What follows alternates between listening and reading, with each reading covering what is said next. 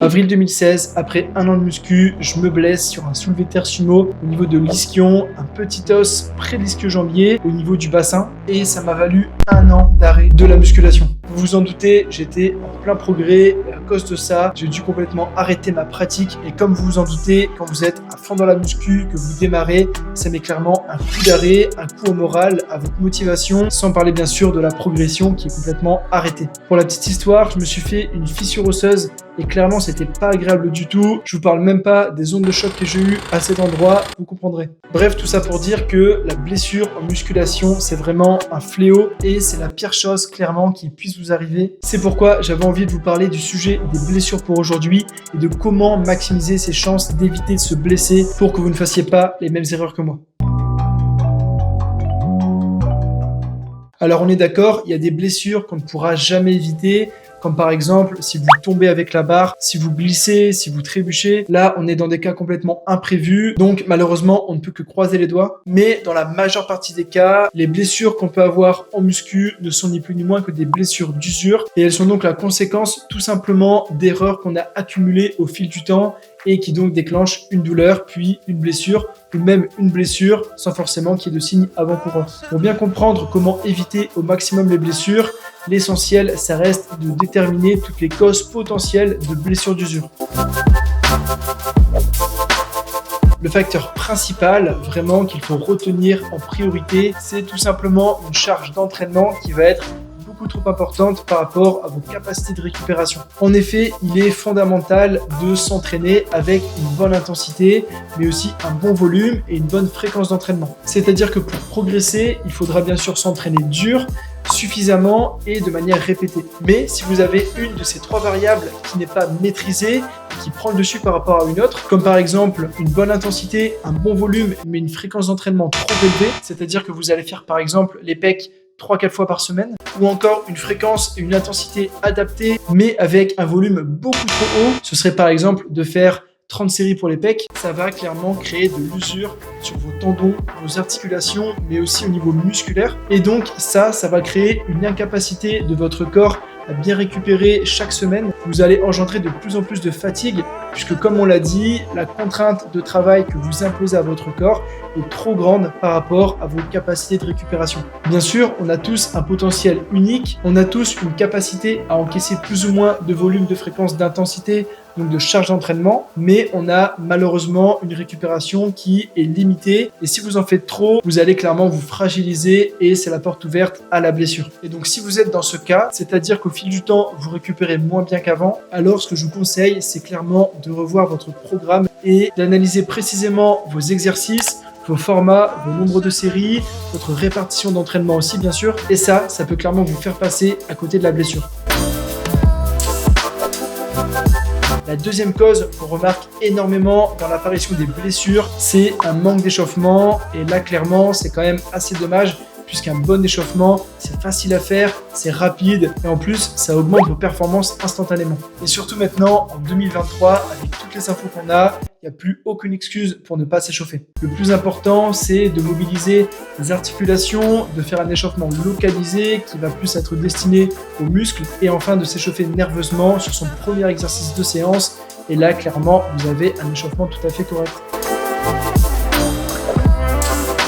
Il y a ensuite un troisième facteur, la non-progressivité et l'augmentation trop importante des charges alors que votre corps n'est tout simplement pas prêt à les accueillir. Surtout quand on débute, on a tendance à vouloir aller très vite, et je sais de quoi je parle, mais clairement si vous passez d'une certaine charge qui peut être modérée à plus 5 kg, plus 10 kg, plus 15, plus 20 kg de semaine en semaine, c'est beaucoup trop rapide pour le corps et les muscles, les tendons, les articulations encore une fois n'ont pas le temps de s'adapter puisque la contrainte qu'on leur impose est de plus en plus grande mais surtout est trop grande à chaque fois et donc c'est un risque de déchirure, de tendinite, un risque de blessure au sens général. Donc c'est très important certes d'augmenter petit à petit ses charges mais surtout de rester progressif dans ces augmentations sous peine de se faire mal. Et là, le meilleur conseil sur ces barres, ce serait d'utiliser des poids de 1 kg ou les poids de A25 qui traînent quelque part dans votre salle. Et pour les exercices avec haltères, investissez dans des bracelets de lest, c'est très pratique, pas cher et ça va vous sauver la vie.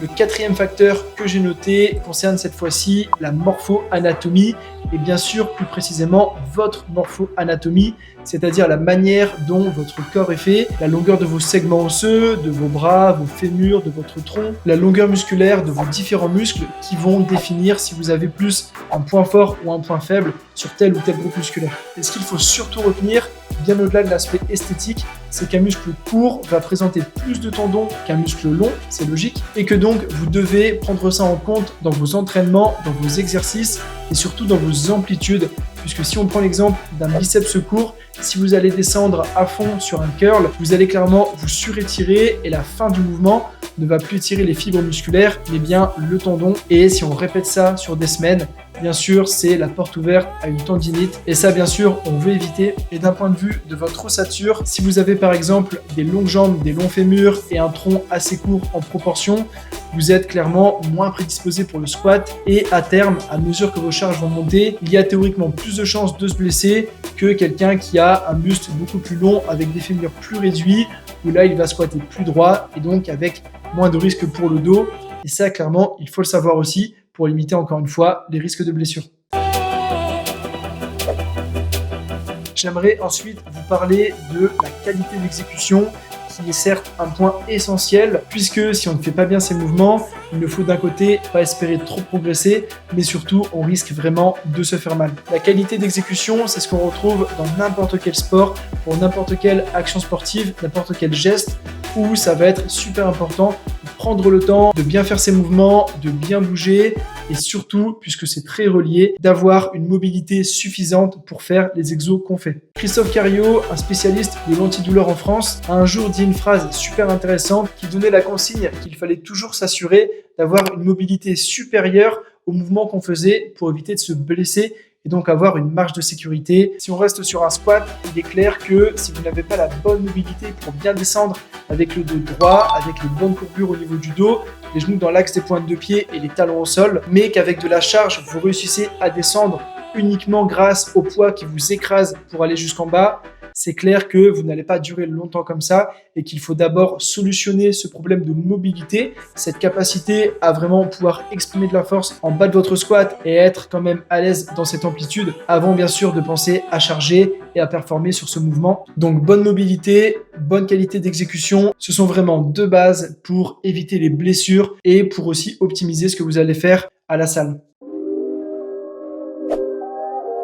Enfin, le dernier facteur qui me paraît hyper important également, comme tous les autres vous me direz, c'est celui de la vitesse d'exécution et plus précisément d'aller trop vite sur ces mouvements, de ne pas contrôler, c'est ce qu'on appelle notamment parachuter ses descentes, ce qui implique souvent un rebond tendineux, des fois même un verrouillage articulaire. Et ça, clairement, pour toutes les structures, y compris le muscle, c'est très mauvais. Vous le savez, on n'est pas partisan du surcontrôle pour progresser, puisqu'il faut quand même envoyer les répétitions et trop contrôler empêche logiquement de bien forcer. Mais il y a quand même un équilibre à trouver. En plus de potentiellement un peu moins travailler vos muscles, vous allez surtout vous fragiliser à terme, puisque si par exemple sur des extensions nuque, vous rebondissez en bas et vous claquez le coude en haut, clairement, il ne faut pas être devin pour savoir que ça va mal se passer à plus ou moins long terme. Vous l'avez donc compris, la prévention de blessures, ça se réfléchit et il ne faut pas avoir peur de se remettre un petit peu en question, d'analyser ce qu'on fait, de se dire bon, là ok, ça c'est bien, ça c'est peut-être un peu moins bien,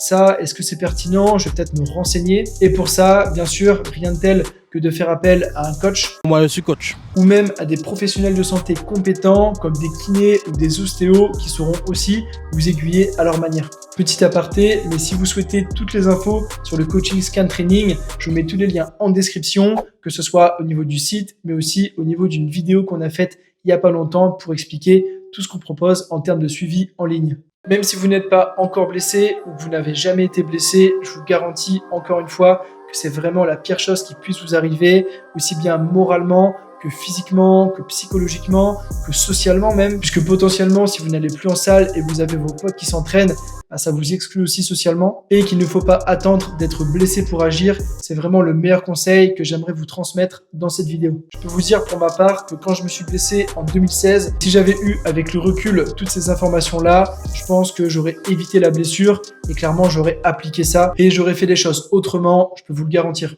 D'ailleurs, si ça vous tente, dans une prochaine vidéo, je pourrais vous raconter cette cette blessure plus en détail, ce que j'ai vraiment mis en place pour bien récupérer, pour bien revenir. Vous expliquer aussi en détail les erreurs que j'avais fait selon moi, même si j'en ai dit beaucoup dans cette vidéo. Donc n'hésitez pas à me le dire en commentaire si vous voulez que je développe ça prochainement. Bien sûr, comme d'habitude, si la vidéo vous a plu, je compte sur vous pour la liker et aussi, s'il vous plaît, à vous abonner à la chaîne en activant la cloche de notif. On remarque que beaucoup de personnes qui regardent les vidéos ne sont pas spécialement abonnées. Et si jamais vous pouvez penser à le faire, si ce n'est pas encore le cas pour vous, on vous en remercie grandement. Commentez aussi pour me dire si vous voyez d'autres causes des blessures. Évidemment, la liste est hyper longue et ce que j'ai dit là, c'est loin d'être exhaustif. Donc si on peut s'aider tous ensemble dans les commentaires, c'est génial. Sur ce, bon entraînement à tous, ne vous blessez pas et nous on se dit à la prochaine.